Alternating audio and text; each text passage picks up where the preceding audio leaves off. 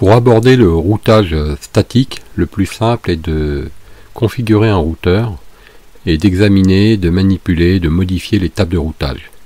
Dans la présentation que nous allons aborder, c'est ce que nous allons faire en utilisant de simples machines Windows que l'on va transformer en routeur.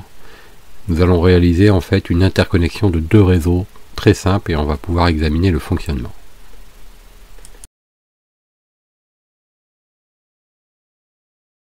Dans cette présentation, nous allons voir comment, avec une mise en pratique extrêmement simple à réaliser en s'appuyant sur de simples machines de type Microsoft Windows XP, comment on met en place un réseau routé entre deux machines. C'est-à-dire qu'ici nous allons avoir une machine sur un réseau qui va joindre au travers d'un routeur une machine se trouvant sur un autre réseau.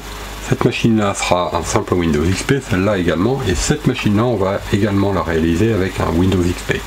Pour faire cette opération, on va pouvoir virtualiser un ordinateur de type Windows XP. Pourquoi ce choix? Simplement parce qu'en prenant Windows XP, j'ai une machine très simple, très rapide, consommant peu de mémoire. Le but n'est pas de faire de la performance, mais de comprendre les concepts de routage. Donc un Windows XP ici que je vais cloner pour obtenir le deuxième, et une fois cloné, je vais en cloner une deuxième fois et je vais rajouter une carte réseau sur cette troisième machine. J'aurai donc deux machines avec une carte réseau chacune et une troisième machine avec deux cartes réseau. La carte réseau de cette machine-là sera reliée sur un réseau interne que je vais créer spécifiquement pour établir cette communication avec le routeur. Et l'autre carte réseau ici de la machine numéro 2, je vais la placer, la configurer dans VirtualBox sur un autre réseau interne, donc bien le dissocier, et je vais la caler sur le même réseau que j'indiquerai ici lorsque je configurerai mon routeur. Donc on va avoir un réseau qu'on peut appeler réseau noir ici en rapport avec la couleur que j'ai choisie pour faire cette présentation, et puis un réseau bleu ici qu'on va pouvoir établir pour faire ce test. Le routeur n'est pas véritablement un routeur tel qu'on peut l'imaginer, mais on va construire notre routeur en s'appuyant sur la possibilité que nous avons sous Windows d'établir le routage à partir du moment où on a deux cartes réseau. Donc on va activer le routage, on va mettre en place nos adresses et on va voir au gré de différentes manips comment on établit le routage, comment ça marche. L'intérêt de cette manip, c'est de comprendre le fonctionnement des tables de routage de nos machines, que ce soit celle-là, celle-là ou celle-ci. Par des manipulations qui seront suppression, modification de route, on va pouvoir s'habituer, s'initier au fonctionnement des tables de routage. Je vais donc commencer par cloner ma machine Windows XP. Donc j'ai déjà une première machine Windows XP qui fonctionne. Bon, c'est une machine très simple. Je vais la cloner deux fois et je vais choisir de réinitialiser l'adresse MAC. C'est vraiment très important parce que si vos machines clonées ont la même adresse MAC, le système ne va pas distinguer les différentes machines. Donc je vais la cloner, je vais l'appeler poste 2, comme ça ça va me mettre en conformité avec mon objectif de nom de machine. Machine numéro 1 poste 1, machine numéro 2 poste 2. On fait, et c'est aussi important de respecter ça, un clone lié de façon à aller vite et que ça prenne très peu de place. Voilà, on a notre machine. On clone à nouveau de la même façon en réinitialisant bien notre première machine et on appelle cette fois-ci le résultat le routeur. On fait un clone lié. On a notre parc de 3 machines. On va créer nos réseaux. On prend la première machine, celle qui sur le schéma. Alors un petit coup d'œil au schéma. Celle-ci, je l'ai appelée bleue. Enfin, je l'ai représentée en bleu, et celle-ci, je l'ai appelée, allez, on va dire noir. Poste 2 est sur le réseau noir, poste 1, poste bleu, est sur le réseau bleu. Donc je mets un réseau en place, que je vais appeler réseau bleu, et un autre réseau en place, que je vais appeler réseau noir. Et le routeur, pardon, sera à cheval sur les deux réseaux. Donc, premier poste, poste bleu, je le configure au niveau du réseau, en interne, et je vais nommer mon réseau. Alors en faisant comme ça, en fait, ça va créer un nouveau réseau interne dans VirtualBox. Il faut faire OK, et vous contrôlez ici qu'il y a bien l'indication que vous avez mis. Le deuxième poste, je passe au deuxième, de la même façon, je le mets en... Alors, il faut bien activer la carte, elle est activée par défaut. Je le mets en interne, je remplace ce mot par réseau noir. On fait OK. On vérifie ici. Le routeur aura deux cartes. Donc par défaut, il n'en a qu'une puisque c'est le résultat du clone de la première machine qui n'avait qu'une carte. Donc lui, on lui met sa première carte sur le réseau bleu, mais cette fois-ci, on le cherche dans la liste. Il est ici. On voit que ça a changé ici. Et on ajoute une carte, c'est-à-dire qu'on revient ici, on ajoute une carte, on met en interne et on la met sur le réseau noir. On vérifie, on voit bien les deux cartes. Une fois que c'est fait, on peut démarrer, on peut même les sélectionner en appuyant sur la touche contrôle et avec la souris vous sélectionnez, vous avez les trois machines sélectionnées, vous les démarrez. Ça va créer le démarrage de nos trois machines. Donc poste 1, poste 2 et le routeur au milieu. Alors on va s'organiser au niveau de l'écran dans quelques instants. Cette machine là, comme je suis sous Linux, j'ai la possibilité de l'envoyer sur un espace de travail. Je vais donc l'envoyer sur l'espace de travail numéro 3. Celle-ci, je vais l'envoyer sur l'espace de travail numéro 2. Et celle-ci, je vais pouvoir la mettre en grand. Je démarre ma première machine. Alors, par commodité, comme elle est bleue, elle est censée être réseau bleu. Alors, non, je me suis trompé d'ailleurs, j'ai démarré le routeur. Alors, je sais pas trop ce que j'ai fait comme erreur, mais je me suis trompé. Donc, le routeur, on va le mettre sur l'espace 2, comme ça, il sera entre les deux. Et sur l'espace 2, où j'avais mis mon deuxième machine, celle-ci je vais la mettre sur l'espace 3.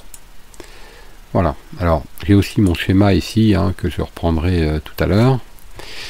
Donc mon Windows XP est sur l'espace 2, sur l'espace 3 je vais retrouver ma machine 2 et je vais réorganiser. Voilà, je me mets en plein écran, je me connecte. Voilà, donc j'ai mes trois machines. Je démarre ma première machine. Pour rendre la démo plus commode, je vais lui changer sa couleur d'écran. Je vais la mettre en bleu pour rendre les choses plus logiques par rapport à nos manips. Et la troisième machine, c'est-à-dire le poste 2, je vais le mettre en gris, parce qu'en noir ça va vraiment pas être terrible, donc je vais la mettre en gris. Donc c'est poste 2, ça c'est le routeur on va le laisser en vert, et le premier poste en bleu. Le premier poste en bleu, c'est-à-dire celui qui s'appelle poste 1, alors éventuellement je peux aussi le renommer, pour être certain, donc je peux le faire ici, donc je le fais un petit peu moins vite. Clic droit sur mon poste de travail, propriété, nom de l'ordinateur. En fait, il faut atteindre les propriétés système, nom de l'ordinateur. Et attention, c'est pas ici qu'on renomme, c'est là. On met poste 1, pas d'espace. Entrée. Alors, il va me demander de redémarrer ce que je ferai, mais plus tard. On fait OK. Et je vais mettre donc mon adresse IP. Alors, petit rappel, l'adresse IP devait être, pour le poste 1, 192.168.1 avec un masque de 24 bits, et l'adresse de passerelle sera donc ce point-là, c'est-à-dire 192.168.1.254. Donc, on spécifie l'adresse fixe, 192.168.1.1, le masque et la passerelle. On fait OK. Pas besoin de DNS, puisqu'on va pas résoudre des noms, on va pas aller sur internet par exemple, c'est pas utile. Alors je vous rappelle que comme j'avais changé le nom de la machine, c'est intéressant de redémarrer, mais avant de le faire, je vous montre aussi que j'ai désactivé mon pare-feu de Windows pour pouvoir laisser passer les pings sans avoir à m'embêter à créer des règles. Donc je fais quelque chose qui n'est pas forcément un conseil à suivre si cette machine n'est pas une machine de test de labo, mais là je le fais en toute conscience que j'ai aucun risque puisque je suis sur une machine virtuelle en réseau interne. Donc cette machine est prête à redémarrer, je la redémarre et elle devrait s'appeler poste 1. Je vais tout de suite faire ma deuxième machine, poste 2, pendant ce temps que l'autre redémarre. Donc je lui change son nom, poste 2, attention, je le rappelle, pas d'espace. Ok, il va nous demander de redémarrer, ce que nous ferons plus tard. Dès qu'on va faire ok, on fera ça plus tard, et je lui mets l'adresse IP qui est donc prévue pour lui. Alors, petit rappel, l'adresse IP de ce poste, c'est donc 172.16.01 que j'envisage de mettre avec un masque de 16 bits, et l'adresse de passerelle sera donc 172.16.0.254, qui sera donc le routeur. Donc 172.16.0.1, le masque de 16 bits, 172.16.0.254, la passerelle, et là encore, pas besoin de DNS. Ok, ok. On va redémarrer pour profiter du changement de nom, mais c'est pas absolument obligatoire puisqu'en réalité le nom importe peu pour l'exercice que nous sommes en train de faire. Quant à la troisième machine, cette troisième machine, c'est donc notre routeur. Alors on va la renommer aussi, comme ça ce sera plus clair. C'est donc notre routeur. Donc cette machine routeur, on va lui donner l'adresse IP qui correspond à ces deux cartes réseau. Et on va pas redémarrer tout de suite. Et on va faire quelque chose d'un petit peu plus commode aussi. Donc on voit bien nos deux cartes réseau. Et normalement, si on ne s'est pas trompé, la première porte ce nom-là et la deuxième porte le nom numéro 2. Mais si on a le moindre doute, parce que je vous rappelle qu'il y en a une qui est sur le réseau bleu et l'autre qui est sur le réseau noir.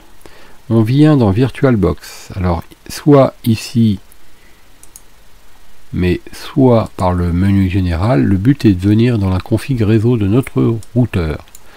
Et on observe, en cliquant sur Avancer, l'adresse MAC qu'on distingue ici. Alors, il suffit de regarder les derniers chiffres, par exemple 77 ici. 77, c'est côté bleu. Donc l'autre est forcément côté noir. 77 côté bleu, retenons ça. Et nous allons vérifier ici, clic droit statut, support, détail, 77 côté bleu. Donc nous avons la garantie que cette carte est la carte côté bleu. Du coup, regardez ce que je propose de faire, clic droit, renommer, et appelons-la réseau bleu par exemple, réseau bleu. Ça va nous éviter de commettre des erreurs de config. Voilà.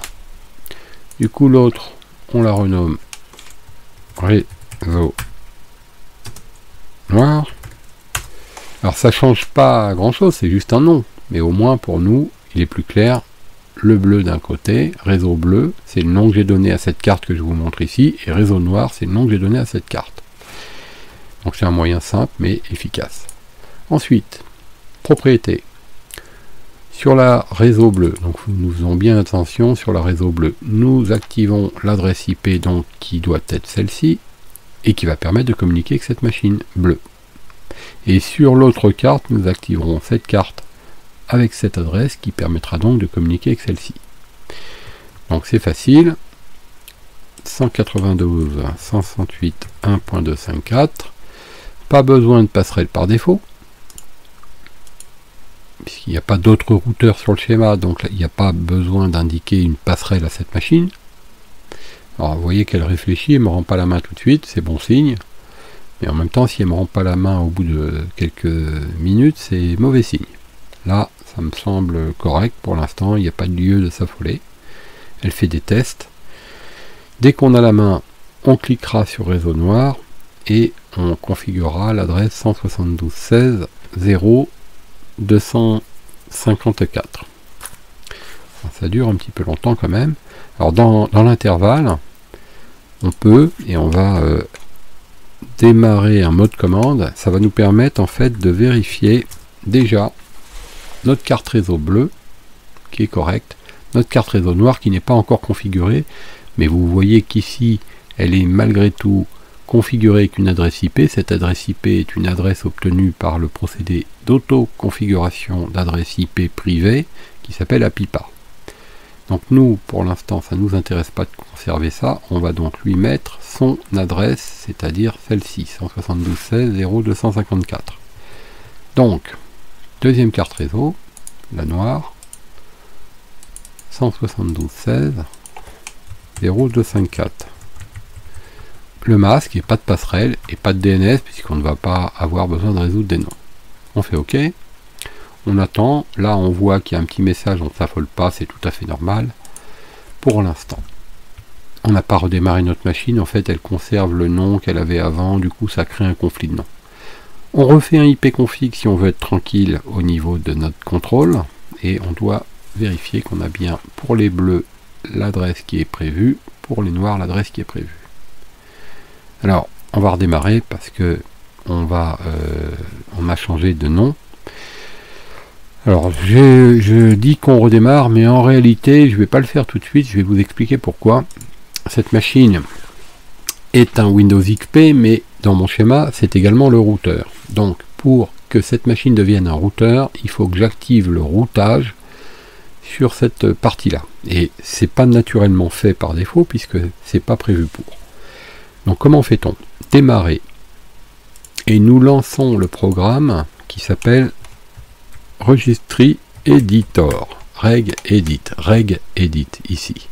Regedit, on peut même le lancer ici en ligne de commande si vous préférez. Vous le tapez soit là, soit en ligne de commande. Ça va revenir au même. Ici vous le verrez un peu mieux.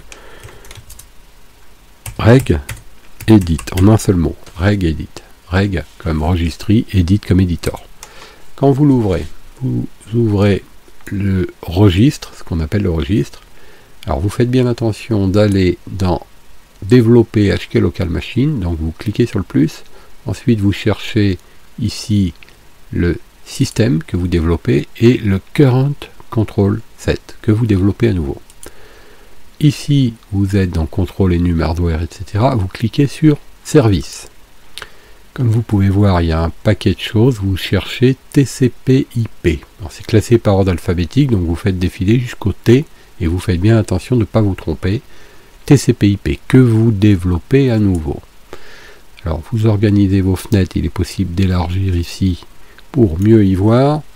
Et vous voyez qu'ici vous avez Parameters. Vous ouvrez à nouveau Parameters ici et vous cliquez dessus. Sur le mot paramètre. À ce moment-là, vous voyez qu'ici, il y a une fenêtre qui s'ouvre, on peut l'organiser. Regardez bien, chaque ligne est une fonction. Celle qui m'intéresse, c'est celle-ci, IP Enable Router. Cette ligne doit être activée à 1 pour activer le routage. Donc si elle est à 0, le routage n'est pas activé. Donc on va double-cliquer dessus, mais même sans double-cliquer, on voit déjà qu'il y a 0. Donc on va mettre 1.